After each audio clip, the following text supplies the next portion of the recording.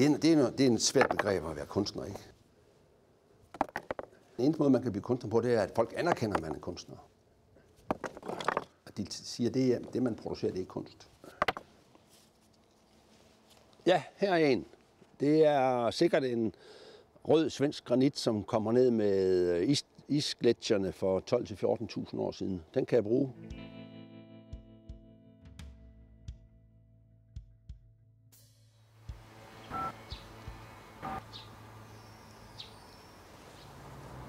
Ja, hej Sten. Det er Johan. Jeg spekulerede på, om du kunne hjælpe mig med at samle violinen senere i dag, hvis du kom forbi med din kranbil.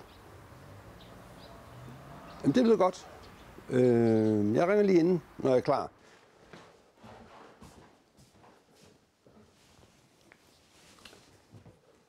Det her er min stenviolin i autentisk størrelse. Mit nye projekt er 5 gange større. Billedhugger kalder man det. Stenskulptør måske, om man vil. Noget af det sidste, man tænker på, inden man lægger sig til at sove, det er kunst. Og noget af det første, man tænker på, det er kunst. Så man er kunstner 24 timer i døgnet, ikke kun 8 timer om dagen.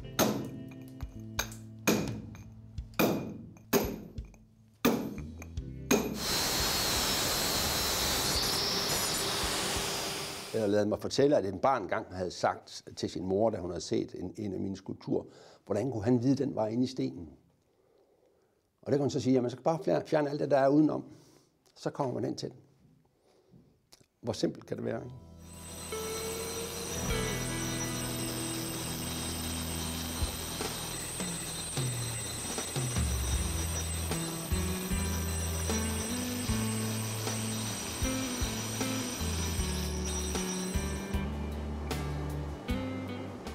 Det er jo fascinationen mellem stenens hårdhed, når stenen er rå, og så stenens blødhed, når den er bearbejdet og poleret. Så bliver overfladen lige så blød som kvindehud.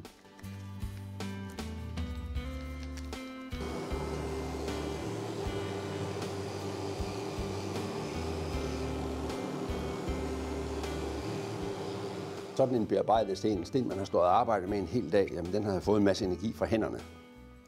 Så jeg tror på, at man afgiver en masse energi til stenen, og man får en masse energi fra stenen også. Jeg har nogle favoritmotiver, blandt andet talebobler, dråberne,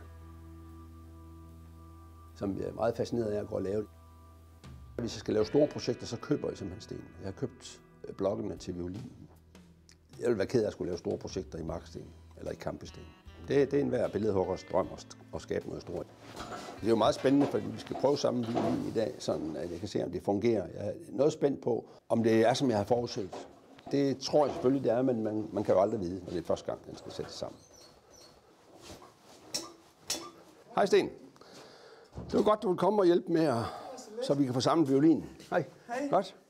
Jeg har jo mange år gerne ville lave sådan en rigtig stor violin. Jeg fik så en opfordring i juni måned til at udstille på en stor skulpturfestival her i landet, hvor jeg tænkte, jeg laver sgu violinen. Ikke? Vi var en tur i Italien, og der fik jeg et insektstik på hånden. Så fik en blodforgiftning, som egentlig satte mig ud af spillet i 3 uger. Så jeg kunne ikke nå at lave violinen færdig. Ja, så må vi se. Det bliver lidt spændende. Den vejer kun 1.500 kilo, den her.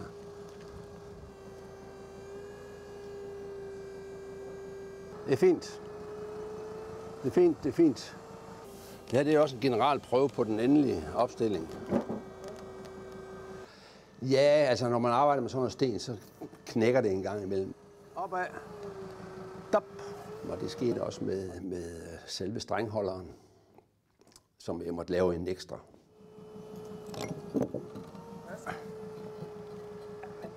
Passer, det er mig, der har lavet det, så det passer. Yes. Det er fandme i orden.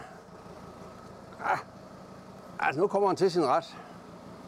Ja, det var en stor oplevelse at se den samlet, og den svarer fuldkommen til de forventninger, jeg havde til den. Jeg har virkelig haft lyst til at lave den violin i mange år. Ej, det er godt. Det er godt. Og som den står her, 3,5 meter. Formen minder om kvindetorso. bløde, runde, forførende former. Det er en violin på 1,3 ton. Det er sgu da meget godt. Yep, fint.